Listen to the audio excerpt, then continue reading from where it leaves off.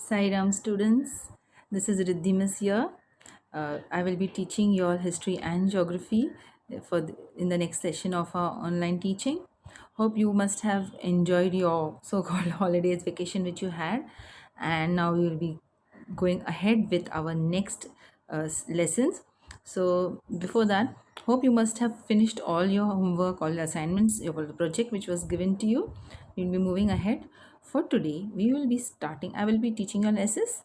Today we will be starting our next history lesson. The first history lesson is already done. Yes. So we will be starting our second history lesson of 7th standard. Yes. Now, before we go to the second lesson of history, I would like you all to identify this picture. Can you guess the picture of this person? Yes, it is the picture of the great Maratha warrior Chhatrapati Shivaji Maharaj. Yes, Chhatrapati Shivaji Maharaj. Now, why am I showing you this picture? You must be confused. Why Mrs. showing us the picture of Shivaji Maharaj?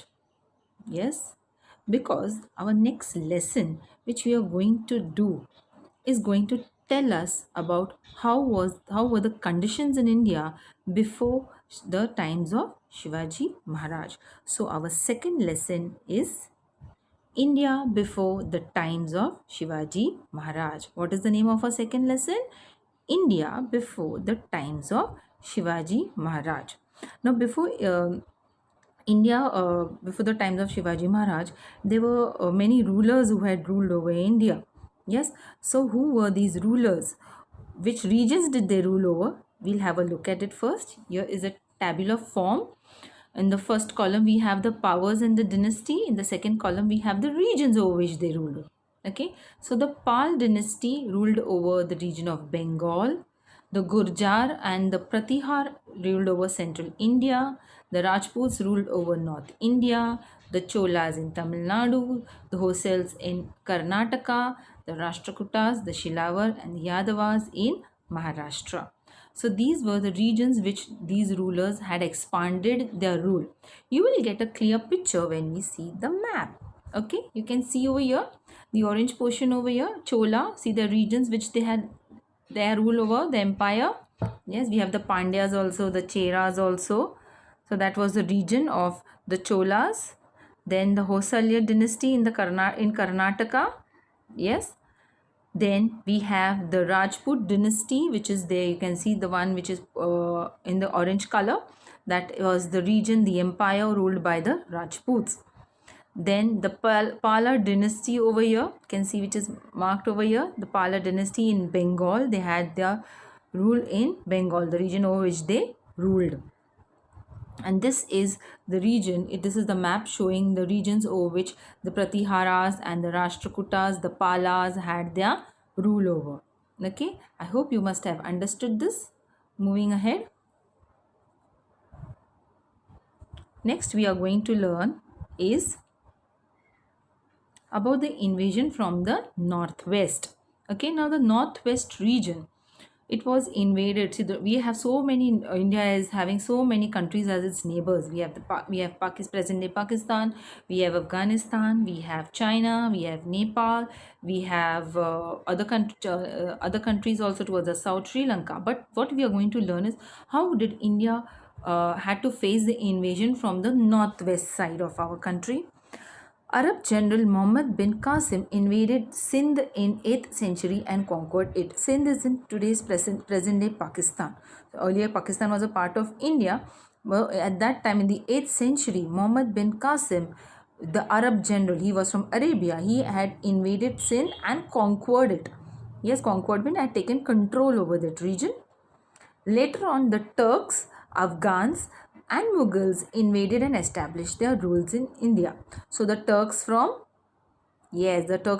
Turkey, the Afghans from Afghanistan, and the Mughals from Central Asia, they had established their rule. They had invaded India and established their rule over here.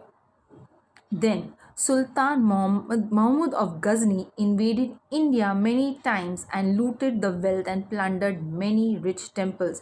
India earlier was called as the Sone ki Chidiya. Yes, why it was called as Sone ki Chidiya? Because India was known for its riches, its wealth, it was full, richness, the India's richness was known worldwide. So that is why even the Britishers were attracted due to the richness of the of India. So similarly, even before the Britishers were attracted, and what you can say, a lot of ambition was there to get over the wealth of India. Even before the Britishers, there were other countries also who looted the wealth of India and taken it to their own country.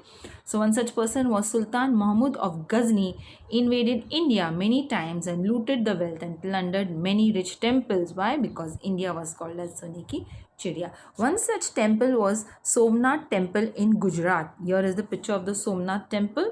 This temple was also looted and plundered by Mahmud of Ghazni. Then we have the Sultanate in Delhi. Sultan is another name given to an emperor or a king. So there was this empire which was established in north, that is in Delhi. So the ruler over there was called as the Sultan. Now how did this Sultanate in Delhi or the Sultanate in the north come into existence? The Sultan Muhammad Ghuri of Ghur from Afghanistan invaded India in 111 1175 CE and 1178 CE. So in two different years he had invaded India and looted it. And not only looted it, he had conquered many regions as well. Now since he was the Sultan, he had the responsibility of having control over his own region in Afghanistan. So he appointed Qutbuddin Aibak, who was his slave, to look after the governance of the conquered territories in India. So to look after the governance of the conquered territories in India, Muhammad Ghuri appointed Qutbuddin Aibak, and Qutbuddin Aibak, who was a slave initially in his earlier times, became the person who had a control over the governance of the conquered territories in India. You must have heard about Qutub Minar. Yes, the Qutub Minar, which was built during the times of started to be built during the times of Qutbuddin Aibak, and later on it was completed by his successors. So Qutbuddin Aibak, initially he was a slave. Later on, what happened to him? Did he remain a slave? Let's see. No, after the death of Muhammad Ghuri, Qutbuddin became the ruler of the territories over which he was given the responsibility of seeing the governance. So after the death of Muhammad Ghuri, Qutbuddin became the ruler of these territories conquered by Muhammad Ghuri. Now after Qutbuddin Aibak, there were many sultans who were there. The last sultan was Ibrahim Lodi. Yes, who had made many enemies because of his temperament. He was very angry. He did not want to comply with anyone. So because of this temperament, he had made many enemies. That time, the governor of Punjab, Daulat Singh Lodi, invited Babur, the ruler of Kabul, to fight against Ibrahim Lodi, because he was not couldn't get the anger of Ibrahim Lodi into control, and was enemy of Ibrahim Lodi. So he invited Babur, who was the ruler of Kabul, to get into the fight with Ibrahim Lodi and end his rule over there. Now what happened after that? The Sultanate came to an end after the defeat of Ibrahim Lodi. So Ibrahim Lodi was the last Sultan of Delhi. Even before him, there were many other sultans as well, but Ibrahim Lodi was the last Sultan of Delhi. So after the defeat of Ibrahim Lodi, the Sultanate of Delhi came to an end. Moving ahead, we have the kingdom of Vijayanagar. Now before we go ahead with the kingdom of Vijayanagar, let me tell you that the kingdom of Vijayanagar was a territory which was ruled by the sultans of north, in the north. Now how did the kingdom of Vijayanagar come to existence, or was it established? We will learn about it. Okay. The revolts in the south against the Sultanate in the north led to the formation of Vijayanagar and Bahmani kingdoms. Yes, so two kingdoms were established, the Vijayanagar and Bahmani, because there were a lot of revolts against the Sultanate of Delhi, and which led to the formation of these two kingdoms. Okay, the brothers Harihar and Bukka from South India were Sardars in the Delhi Sultanate. Yes, so these two brothers, who were the Sardars in the Delhi Sultanate, they led the army to establish the Vijayanagar and the Bahmani kingdom. So they took advantage of the revolts which was there against the Sultanate of Delhi and founded the Vijayanagar kingdom in 1336 CE, that is 1336 CE, the Vijayanagar kingdom was established. So the two brothers Harihar and Bukka, who became the first king of the Vijayanagar kingdom. Obviously, the elder brother Harihar was the first king, and Hampi in today's Karnataka was their capital. So any rule was established, a kingdom was established, they need to have a capital for them, like how we have Delhi as New Delhi as the capital of India. Similarly, the Vijayanagar had Hampi as the capital, their capital, which is in present day Karnataka, and the first king was Harihar, the elder brother. Later on, after the death of Harihar, Bukka became the king. He took the control over the Vijayanagar kingdom.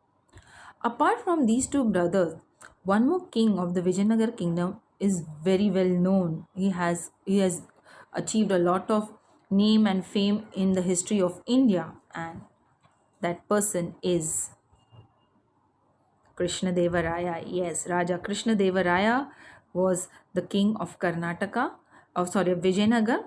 Krishna Deva Raya became the king of Vijayanagar in 1509 CE, that is 1509 CE.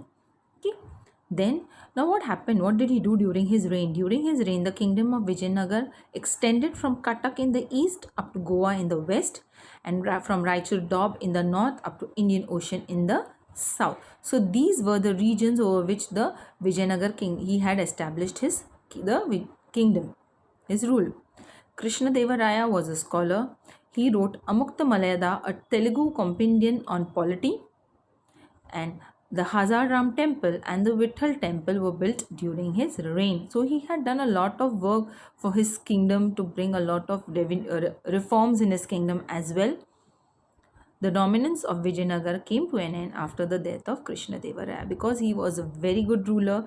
His successors were not that efficient enough to have the control of Vijayanagar kingdom, and Vijayanagar kingdom had to face the many enemies at the same time. So its dominance came to an end after the death of Krishna Deva Raya. Now, in the earlier slide, when we saw the the establishment of Vijayanagar, we saw one more kingdom, Bahmani kingdom. Yes. Now, how was this Bahmani kingdom established? We will learn ahead. The Bahmani kingdom. Yes. Again, it was during the time of Muhammad bin Tughlaq where he was ruling the Sultanate. Some of his Sardars rebelled against him. Yes. So there were these two brothers who were Sardars in the Sultanate of Delhi, Harihar and Bukka, who established the kingdom of Vijayanagar. Similarly, two other Sardars, there were some Sardars who rebelled against him. Rebel means who went against him, opposed him. Okay, revolted against the Sultanate of Delhi, and as a result of this, Hasan Gangu, the leader of the Sardars, defeated the army of the Sultan and established a new kingdom which was called as the Bahmani kingdom in 1347 CE. When was the Vijayanagar kingdom established? In 1309 CE. The Bahmani kingdom was established in 1347 CE. And who led the Sardar? It was Hasan Gangu who led the Sardars and defeated the Sultan and established a new kingdom. Like how Hampi was the capital of the Vijayanagar kingdom, similarly Gulbarga in Karnataka was made the capital of the Bahmani kingdom. What was the capital of the Bahmani kingdom? Gulbarga in Karnataka. Okay. Now, like how we learned about Krishna Deva Raya to have brought a lot of reforms in the Vijayanagar kingdom, the same way Muhammad Gawan, yes, he had brought a lot of reforms in the Bahmani kingdom. He was the chief wazir of the Bahmani kingdom. Muhammad Gawan was the chief wazir of the Bahmani kingdom. He paid his soldiers in cash and stopped the practice of granting lands. You know, in the medieval times and that times, there was a practice whereby the emperors, the kings, and the rulers, what they used to do, they used to grant lands to the soldiers, to the officers. They never used to pay them in cash. So this practice was stopped by Mahmud Gawan. Instead of giving them land, he started paying their salaries in cash. This land was all the land according to the rule at that time belonged to the ruler over there.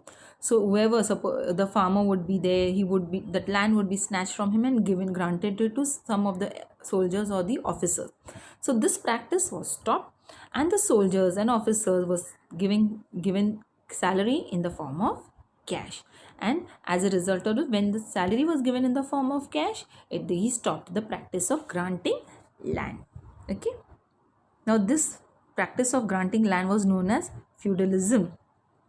Land revenue system was reformed brought discipline in the army, opened madrasa for Persian and Arabic studies. Okay, so these were the reforms done by Mahmud Gawan. Land revenue system was reformed. Lot of discipline was brought in the army. Yes, whereby the army was strict discipline. They had to maintain very strict discipline. He also opened madrasa for Persian and Arabic studies. Madrasa is a religious institution which imparts education. In the olden times, we had gurukuls and madrasas. Gurukuls imparted knowledge, education to the Hindu children, whereas madrasas were of the people belonging to the Islam community. So, a lot of madrasas were opened for Persian and Arabic studies by Mahmud Gawan. His death weakened the Bahmani power, which led to the disintegration of kingdom into five small powers. Yes, now see these two kingdoms, the Vijayanagar and Bahmani kingdom, they revolted against the Sultan and established their rule. But in spite of establishing their own rule, later on after the death of Mahmud Gawan, the Bahmani power weakened. Yes, which led to the disintegration of the kingdom, a big kingdom like Bahmani, into five small powers. Now, what were these powers? Let's see.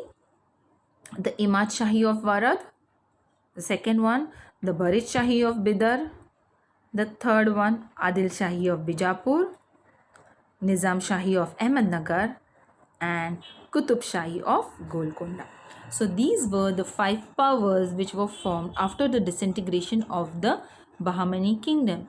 Imad Shahi of Warad, Barit Shahi of Bidar, Adil Shahi of Bijapur, Nizam Shahi of Ahmednagar, and Qutub Shahi of Golconda. So these were the five powers which were established or which came into existence after the disintegration of the Bahmani kingdom.